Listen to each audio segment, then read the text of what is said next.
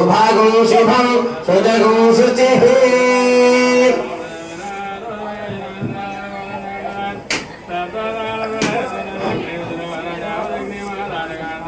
परमं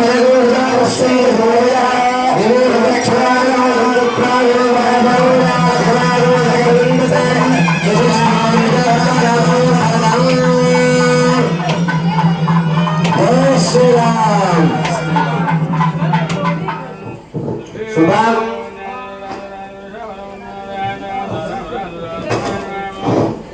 जय श्री राम जय श्री राम जय श्री राम ఉభయకర్తలు మధ్యాహ్నం భోజనాలు ఏర్పాటు చేస్తున్నారు. ఇప్పటికే ప్రారంభం అయింది. కొంచెం అల్పాహారంగా తీసుకునేటువంటి పని ఏంటంటే అంటే ఖాళీగా కూర్చోవడం, మనం పక్కనతో మాట్లాడకుండా లేదా టీవీ సీరియల్స్ ఏ విధంగా చేయాలో ఆయన యొక్క సలహాలు తీసుకుంటాం. అలాగే మనం ఈ విశ్వక్షేణుడిని ప్రార్థన చేశాం, ఆయన యొక్క అనుమతి తీసుకున్నాం.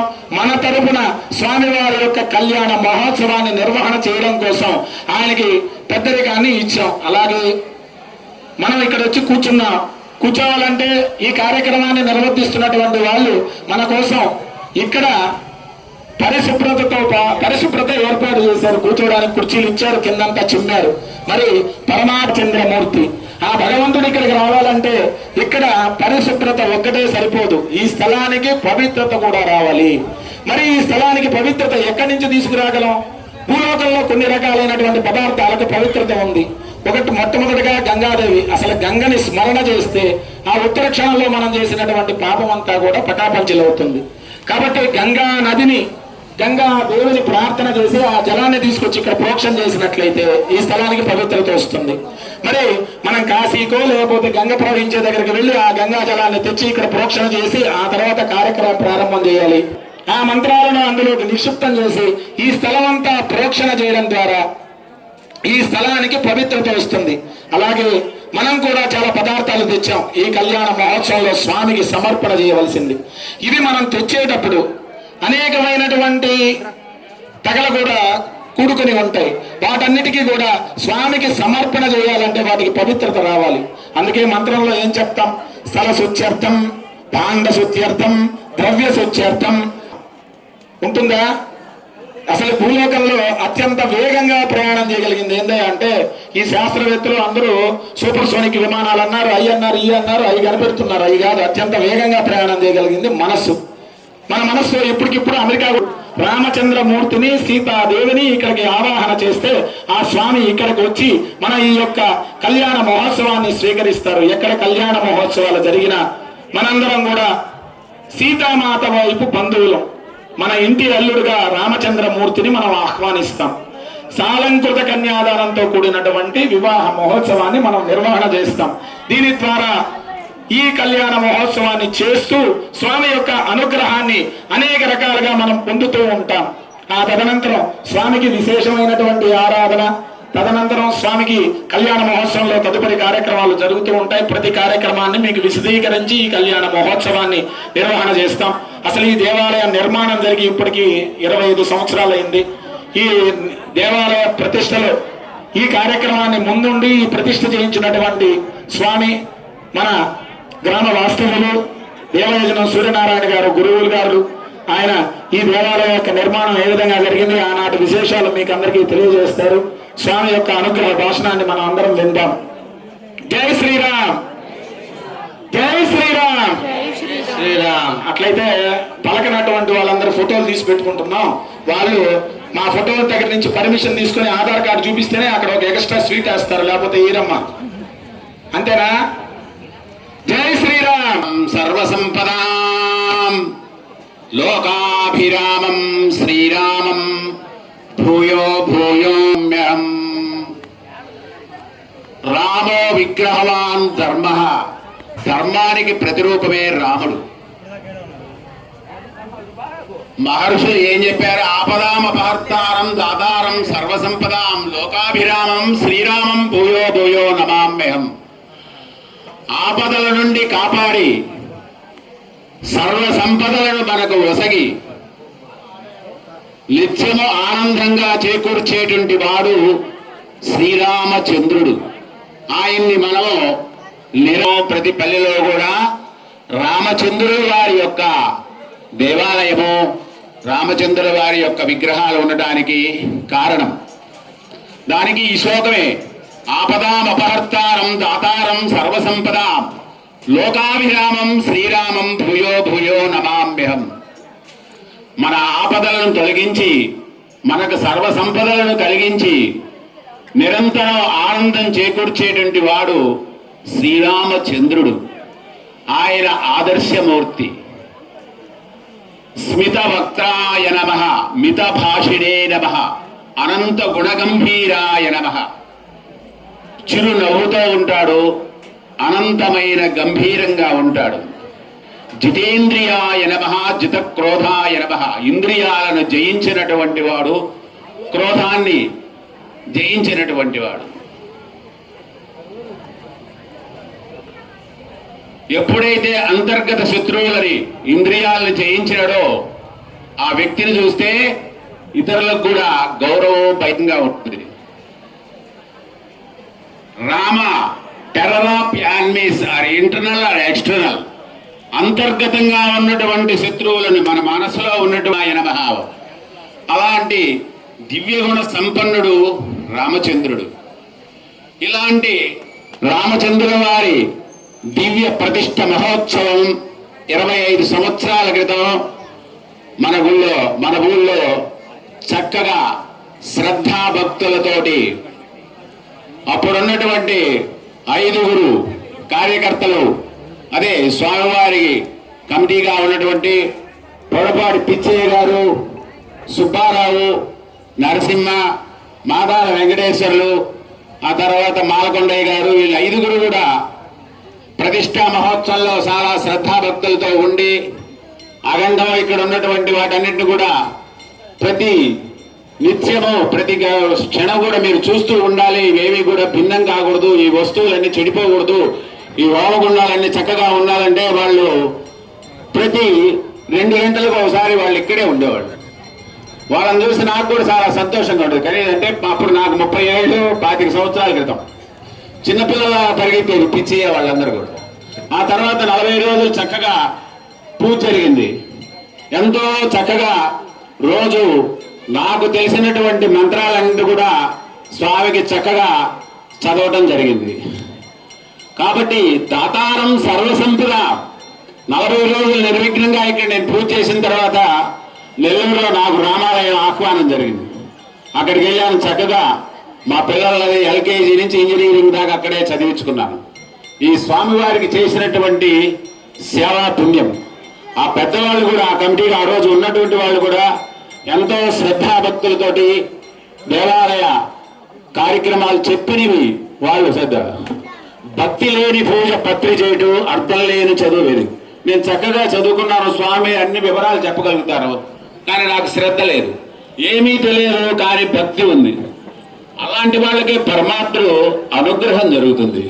కాబట్టి 25 సంవత్సరాల క్రితం వాళ్ళ 5 ఏదో స్వామివారికి చక్కగా సేవ చేశారు. కాబట్టి ఈనాడు పిల్లలందరికీ కూడా, యూత్ కూడా ఇలా రామసేవ చేయాలనేటువంటి ఒక చక్కటి సదుద్దేశం కలిగి అందరికీ ఇప్పుడున్నటువంటి మాధ్యమాల ద్వారా అందరికీ తెలియజేసి స్వామివారికి చక్కగా కావలసినవన్నీ కూడా ఏర్పాటు చేసి ఇంత చక్కగా ఆనందంగా వైభవంగా స్వామివారి యొక్క దివ్య మహోత్సవాలను 5 రోజులు శ్రద్ధాభక్తులతో చేస్తున్నారు. ఇది మనం ఎంతో ఆనందదాయకంగా అవుతుంది. ఈ యువతకు కూడా ఇలాంటి చక్కటి ఆలోచన కలిగి ఈ విధంగా చేయటము చాలా ఆనందదాయకము. రాబోయేటువంటి భవిష్యత్తులో ఉండే పిల్లలందరికీ కూడా ఆదర్శప్రాయంగా కావాలి. మనము చక్కటి ప్రవర్తన చేయాలి, ఇతరుల చేత చేయించాలి. ఆ తర్వాత అందరం కలిసి భగవత్ కార్యక్రమాన్ని చేయాలి. ధర్మస్య పరిరక్షిత.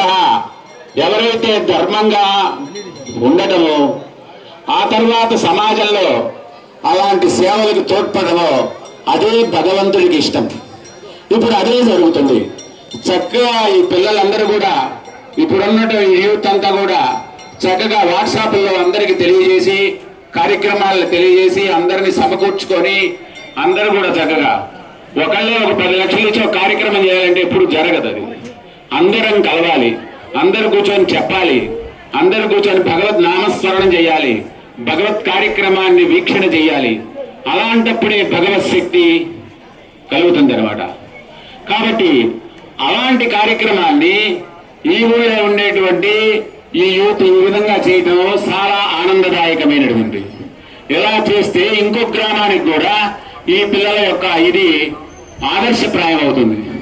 కాబట్టి ఇది మనం అందరం కూడా మీ పెద్దలందరూ కూడా ఆనందించవలసింది, హర్షించవలసినటువంటి దివ్యమైనటువంటి సమయం. స్వామివారి మహోత్సవం దివ్యంగా అద్భుతంగా జరుగుతుంది. ఎవరికి ఎంతసేపు సేవ చేయాలో ఆ స్వామి అనుగ్రహిస్తాడు. అలానే జరుగుతుంది. ప్రస్తుతం మన హేమంత్ చక్కగా స్వామివారి కార్యక్రమాన్ని దిగ్విజయంగా తన టీంతో చక్కగా నిర్వహణ చేస్తున్నారు. చాలా ఆనందదాయకంగా ఉంది.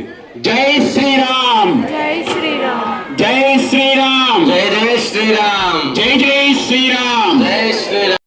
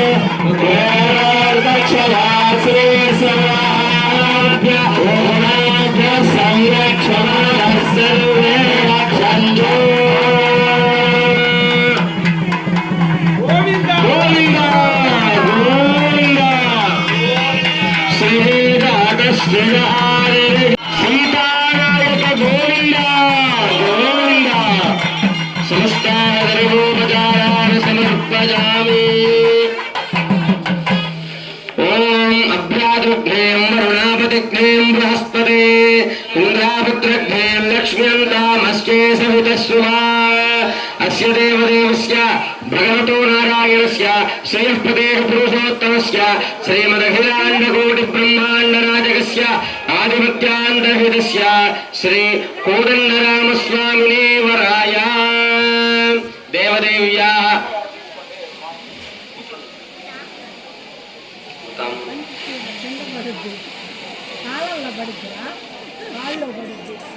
रामार्थं सीतां वृणीध्वं वृणीमहे देवदेव्याः भगवतो नारायण्याः अयोनिजाः श्री सीतादेव्याः सीतार्थं रामं वृणीध्वं वृणीमहे रामार्थं सीतां वृणीध्वं वृणीमहे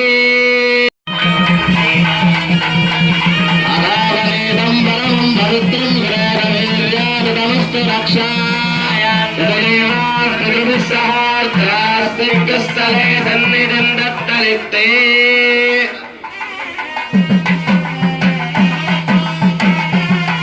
अस्तासनघोषुतं लोके प्रसेशुद्धस्तभौमयो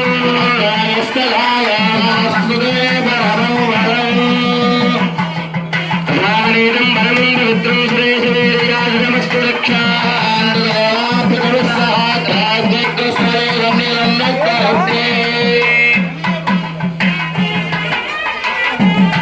विराजो दोहमदीयमम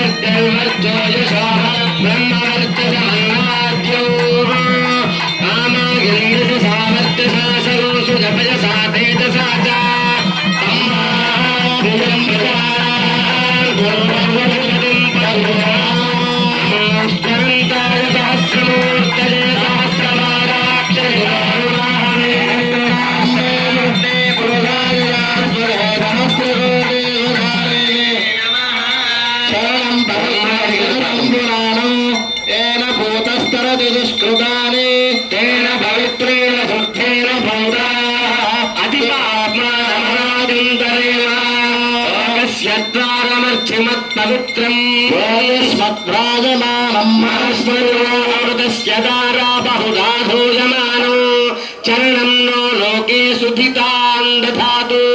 భజంత్రులు చక్కగా బ్రహ్మ గడిగిన పాదం అనేటువంటి సంకీర్తన వాయించండి.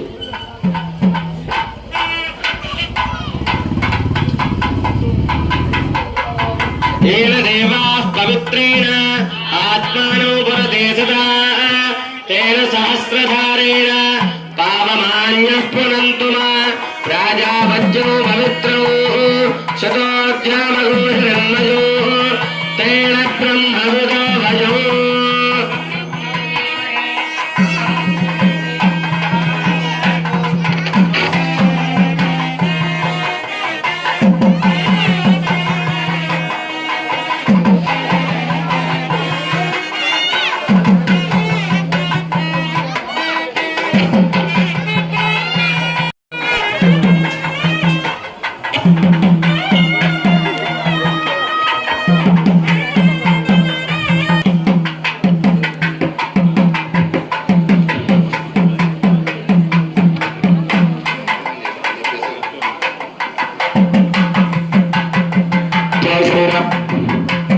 ఇప్పుడు స్వామివారికి కళ్యాణ మహోత్సవంలో భాగంగా